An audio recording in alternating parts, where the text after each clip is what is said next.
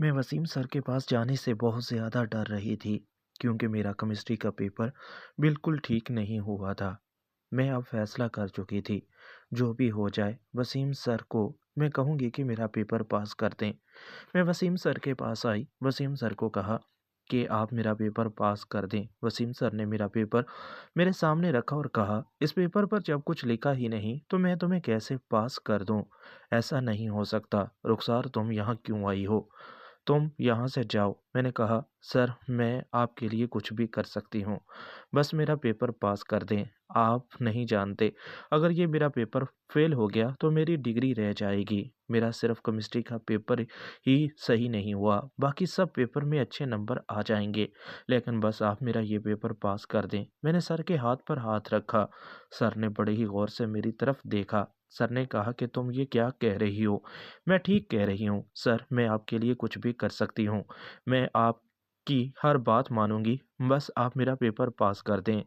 Sir ने कहा कि इसका मतलब क्या है, तुम क्या जानती हो? हाँ सर, मैं इसका मतलब अच्छी तरह से जानती हूँ, बस आप मेरी बात मान ले। मैं आपको खुश कर दूंगी, आप जैसा चाहेंगे मैं आपकी हर बात मानने के लिए तैयार हूँ।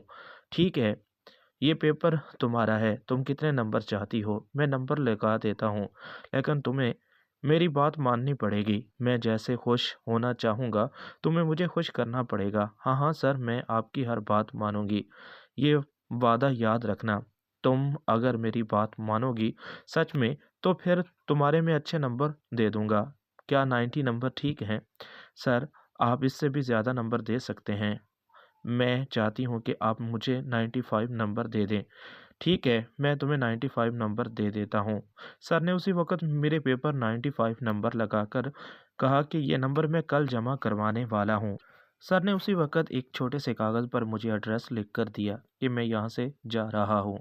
तुम बस मेरी बताई हुई जगह पर पहुँच जाओ। आज मैं देखना चाहता हूँ कि तुम मुझे कैसे खुश करती हो। अगर वाक़ई ही तुमने मेरे साथ अच्छा वक़्त गुज़ारा, तो ये नंबर कल मैं जमा करवा दूँगा, अदरवाइज़ मैं तुम्हें फ़ेल कर दूँगा।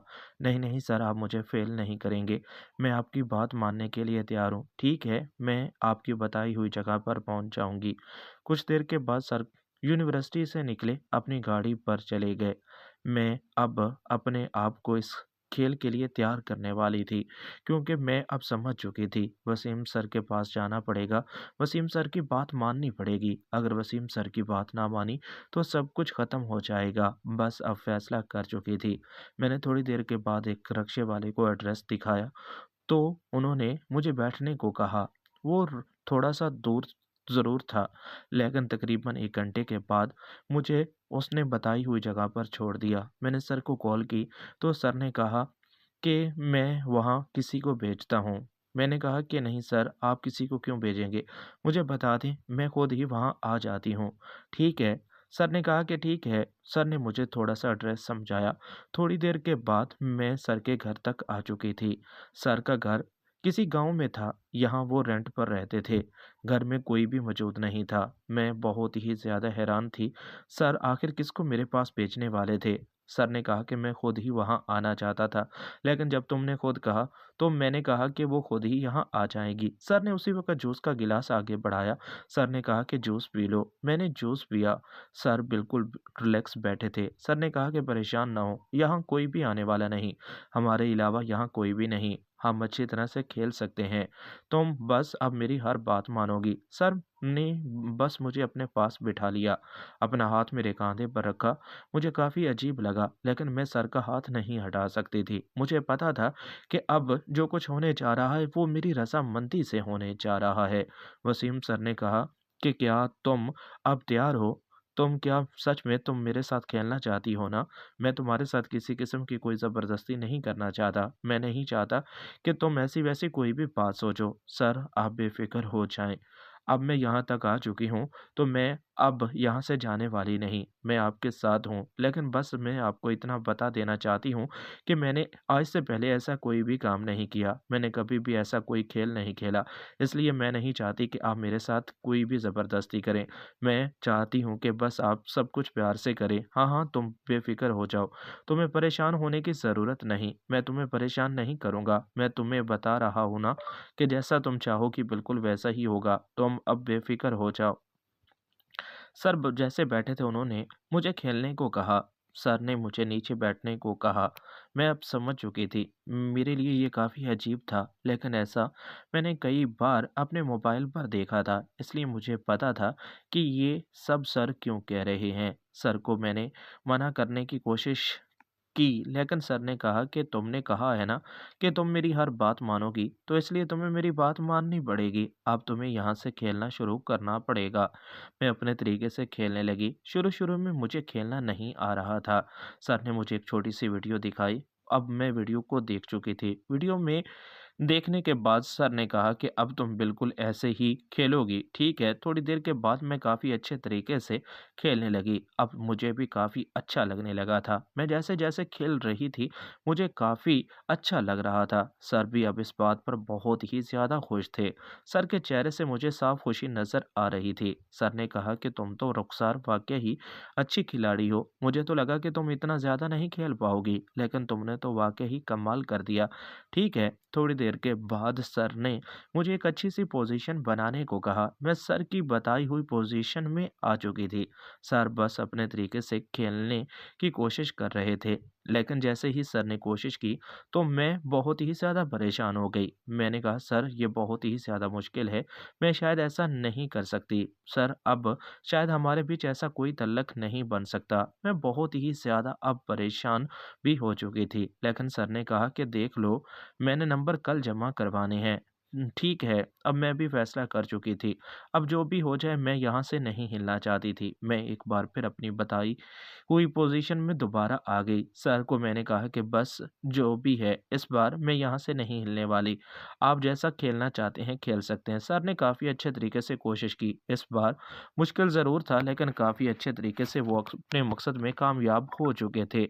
मुझे परेशानी ज़रूर हुई। मेरे चेहरे से परेशानी भी नज़र आ रही थी, लेकिन सर अब जैसे खेल रहे थे मुझे काफ़ी अच्छा लगने लगा था। सर ने कहा कि चाहे जैसे भी खेल लो, इतनी तो परेशानी इस खेल में होती है, लेकिन मुझे ऐसा नहीं करना चाहिए था। नहीं सर, ऐसी कोई बात नहीं, आप बेफ़िक्र हो जाएँ, जो कुछ होना था हो गया, बस आप अपने हिसाब से खेलें, मुझे काफ़ी अच्छा लग रहा है। मैं अब आसानी से ये सब कुछ खेल सकती थी। मैंने अब सर को बहुत ही ज़्यादा अच्छे तरीके से खेलते हुए देखा, मुझे भी काफ़ी अच्छा लग रहा था।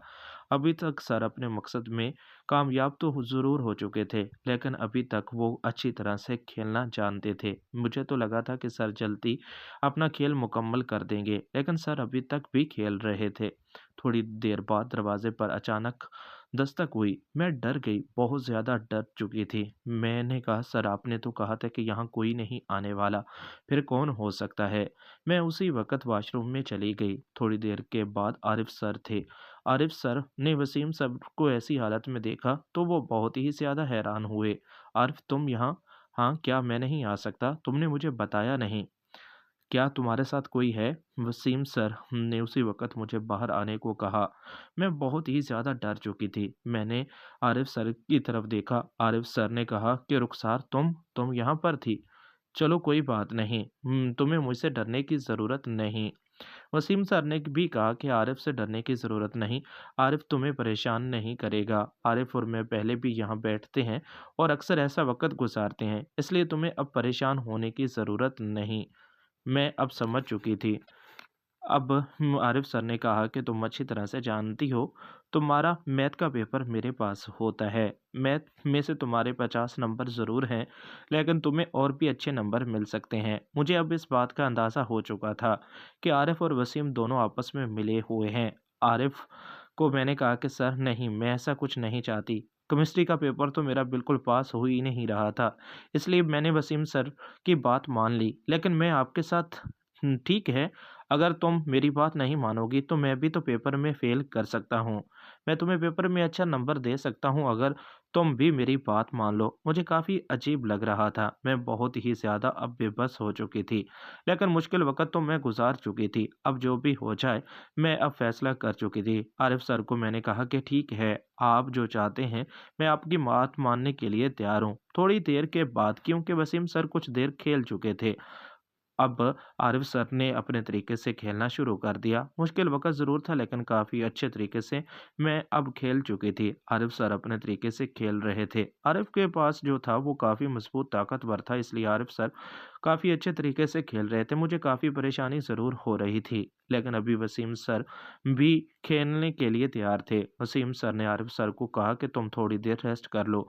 मैं अब बहुत ही ज़्यादा परेशान थी। मुझसे खुद भी अब ये सब कुछ खेलना बर्दाश्त नहीं हो रहा था। मैंने कभी भी ऐसा नहीं सोचा था, लेकिन अब एक बार फिर वसीम सर ने अपने हिसाब से खेलना शुरू किया। वो अच्छे तरीके से खेल रहे थे, लेकिन जब आरिफ सर ने भी वसीम के सर साथ खेलने को कहा तो मैं काफ़ी शॉक में थी। मैंने कहा कि ये क्या कह रहे हैं? ऐसा नहीं हो सकता, क्योंकि वो अब मुकम्मल तौर पर खेलना चाहते थे। मैं समझ चुकी थी। मैंने कहा कि ऐसा नहीं हो सकता। सर आप बारी-बारी अपने हिसाब से खेल लें, वही बेहतर है। मैं ऐसे नहीं खेल सकती। लेकिन उन्होंने बस मुझे अच्छी तरह से परेशान करने के बाद कह दिया कि देख लो, अगर तुम्हें पास होना है तो फिर ऐसा तो होगा। फिर आखिर मैं मजबूर हो चुकी थी। अब मैं यहाँ तक आ चुकी थी। अब मैं ऐसे यहाँ से नहीं जा सकती थी। इसलिए मेरे पास अब उनकी बात मानने के अलावा और कोई चारा नहीं था। लेकिन आज मेरी ये आज़माइश का दिन था। मैं ऐसा कभी भी नहीं चाहती थी। आरिफ और वसीम एक साथ खेलें, मैं ऐसा कभी सोच भी नहीं सकती थी। लेकिन मुझे नहीं पता था कि ये उनकी ही चाल थी। मैं उन दोनों की चाल में आ चुकी थी। अब जो भी हो जाए, मैं ऐसे ही यहाँ से नहीं जा सकती थी। आरिफ और वसीम सर ने काफ़ी अच्छे तरीके से आखिरकार अपनी मंज़िल को हासिल कर लिया। वो जो सोच रहे थे आखिरकार वही हुआ। लेकिन मैं बहुत ही ज़्यादा परेशान ज़रूर थी। लेकिन कुछ देर के बाद वो दोनों थक चुके थे। मैं भी थक चुकी थी। इस तरह आज मेरा दिन मुश्किल ज़रूर था। थोड़ी देर के बाद आरिफ सर ने मुझे 5,000 रुपए निकाल कर दिए। कहा कि तुम परेशान ना हो, इससे तुम अपनी कुछ चीज़ें खरीद सकती हो और तुम्हारे नंबर भी अच्छे लग जाएँगे। मानता हूँ कि ऐसा नहीं करना चाहिए था, लेकिन जो कुछ भी हुआ, गलत हुआ, ऐसा नहीं होना चाहिए था। लेकिन तुम्हें पता है कि पूरे साल मेहनत करने के बाद ही इतने अच्छे नंबर आते हैं। तुम्हें तो अब इतने अच्छे नंबर मिल रहे हैं ना। उम्मीद है ये कहानी पसंद आई होगी। मज़ीद कहानी देखने के लिए चैनल को सब्सक्राइब कर लें।